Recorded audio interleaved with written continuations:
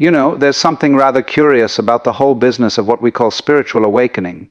People come to me and they say, Alan, what is it that these awakened people see? What do they know that I don't know? And I have to laugh because the question itself reveals the very predicament we're in. You see, the spiritually awake person doesn't see something that isn't there. They don't have access to some special realm that's hidden from ordinary mortals. No. What they see is what's right in front of everyone's nose. Only they see it without the filtering, without the commentary, without the constant chattering interference of what we call the ego. Let me put it to you this way. Imagine you're looking at a tree. Now, most of us don't really look at the tree at all. We look at the word tree. We look at our concept of treeness. We think, oh yes, that's a tree. I know what trees are. Maple, oak, useful for lumber, nice for shade, produces oxygen. And we've completely missed the tree. We've substituted the menu for the meal, the map for the territory. The awake person looks at that same tree and sees it directly without the verbal interference. They see the actual suchness of it, the esness of it, the extraordinary intricate dance of light and shadow and form that's happening right there. And suddenly that tree is the most marvelous thing in the universe. It's not that they're seeing something extra. They're seeing what's actually there when you remove what's extra. What's been added by the conceptual mind. Now, here's where it gets really interesting. Most people are walking around in a kind of trance. They're hypnotized by words, by concepts, by their own thoughts. They think that their thoughts about reality are reality. It's as if someone spent their entire life looking at photographs of the ocean and thought they knew what the ocean was. Then one day they go to the beach and they weigh in and the waves crash over them and they say, "Good God, this is nothing like the photographs."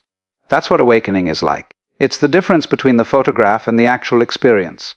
And the curious thing is everyone has had moments of this. Everyone has had those experiences where suddenly the world becomes vivid and alive and immediate.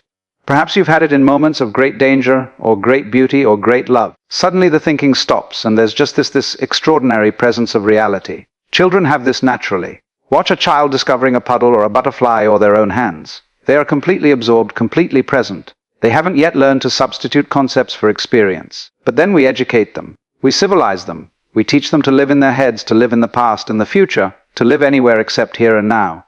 And gradually that direct seeing fades away, and they join the rest of us in this collective trance. The spiritually awake person has somehow broken this trance. Perhaps through meditation, perhaps through some crisis or shock, perhaps through philosophical inquiry. It doesn't really matter how.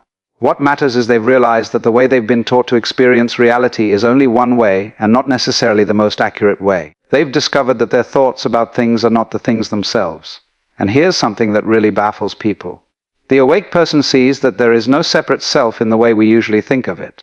Now, I'm not saying they don't exist or that you don't exist. What I'm saying is that this feeling we have of being a separate ego locked inside a bag of skin, totally separate from the rest of the universe, that feeling is a fiction. It's a very convincing fiction, mind you, but a fiction nonetheless. You see, we've been taught to identify ourselves with this little voice in our head, this internal narrator that's constantly commenting on everything.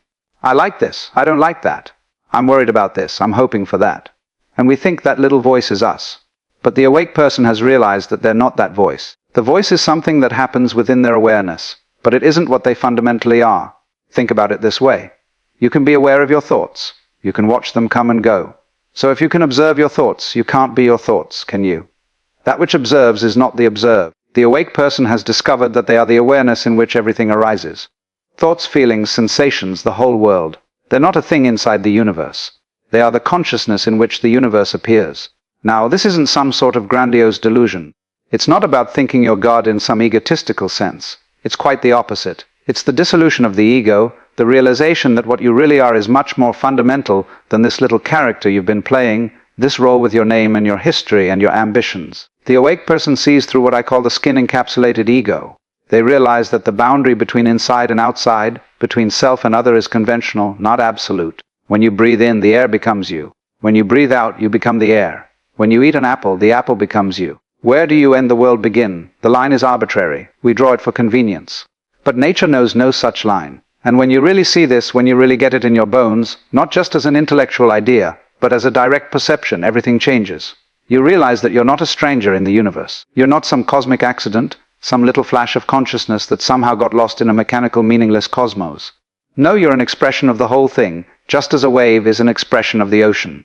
This brings us to something else that spiritually awake people see, which is the unity of all thing. Not unity in some vague mystical sense, but the actual literal fact that everything is interconnected, that everything arises together. You can't have up without down. You can't have inside without outside. You can't have self without other. You can't have life without death. These things don't exist separately and then come into relationship. They're aspects of a single unified process. Most people see the world as a collection of separate things that occasionally interact. They see themselves as one thing and everything else as other things. But the awake person sees that this is like saying the crest of a wave is separate from the trough. They're different aspects of one movement, one wave. In the same way, all the apparently separate things in the universe are different aspects of one happening, one cosmic event. And this changes everything about how you live. When you see that you're not separate from the world, you can't help but treat it differently. Harming others becomes like cutting off your own hand.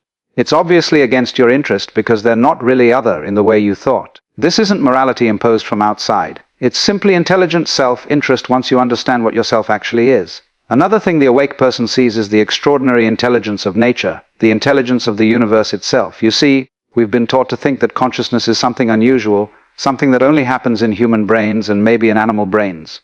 Everything else is supposed to be dead, mechanical, unconscious. But this is a very strange idea if you think about it. How did conscious beings emerge from an unconscious universe? How did intelligence arise from stupidity? It's like saying you can get blood from a stone or apples from a brick wall. The awake person realizes that consciousness must be fundamental to the universe, not something that appeared as an afterthought. The universe must be intelligent in its very nature, or intelligence could never have appeared within it. Look at your own body. You don't consciously beat your heart or digest your food or fight off infections or grow your hair. All of that happens spontaneously, intelligently, without any deliberate effort on your part. The same intelligence that grows grass from the soil and turns caterpillars into butterflies. That intelligence is what's beating your heart right now. You're not doing it, it's doing you. The awake person sees that they're not controlling their life in the way they thought. The ego doesn't actually do anything. Thoughts arise spontaneously, actions happen. The sense of being a controller, a separate agent making decisions. That's just another thought arising in the stream of consciousness. In reality, you're being lived by the universe just as a wave is being waved by the ocean. Now, this might sound terrifying at first. People think if I'm not in control, then what? Am I just a puppet? Do I have no free will? But this is still thinking in terms of separation of me versus the universe. What the awake person realizes is that the controller and the controlled are one. The universe isn't forcing you to do anything. You are what the universe is doing at this particular point in space and time. When you see this, there's a tremendous relief, a tremendous letting go. All that anxiety about whether you're doing the right thing, making the right choices, living your life correctly, it falls away. You realize you can't make a mistake because you're not separate from the process. You can't do anything other than what you do because you're not separate from the power that's doing it. This doesn't make you passive or irresponsible. It makes you spontaneous, natural, free. The spiritually awake person also sees through the illusion of time in a very profound way. We think of time as this river flowing from past to future, and we think we're being carried along in it. But actually there is only now. The past is a present memory. The future is a present anticipation. Both exist only as thoughts occurring now. The awake person lives fully in the present moment because they see that's the only place life ever actually happens. Most people are never where they are. They're always living in their heads in memories of the past or fantasies about the future. They're thinking about what they should be doing, what they should have done, what might happen tomorrow. And meanwhile, life is happening now and they're completely missing it. They're missing the miracle of this moment. This breath, this sight, this sound. The awake person has somehow managed to come back to the here and now. They've realized that this moment is all there is and it's completely sufficient. In fact, it's perfect exactly as it is. This doesn't mean they don't plan for the future or learn from the past, but they don't confuse those mental activities with reality. Reality is always now. And in this present moment, when you really settle into it, something extraordinary happens. The mind becomes quiet. The constant stream of commentary stops, or at least fades into the background.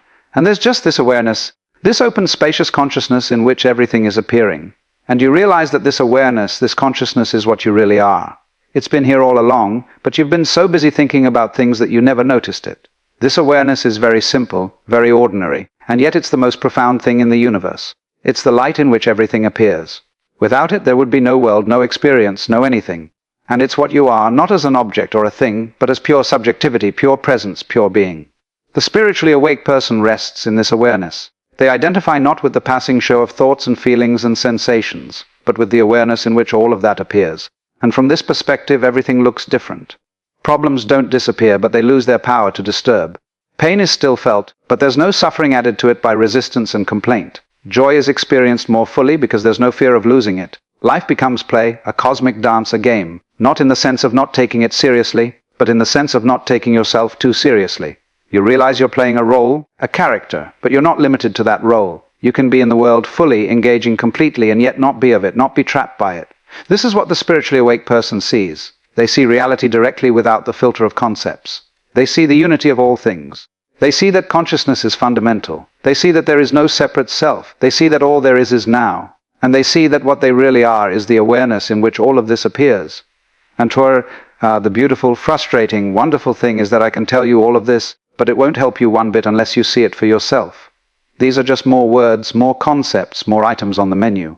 The real feast is available right now in this very moment if you would only stop reading the menu and start eating.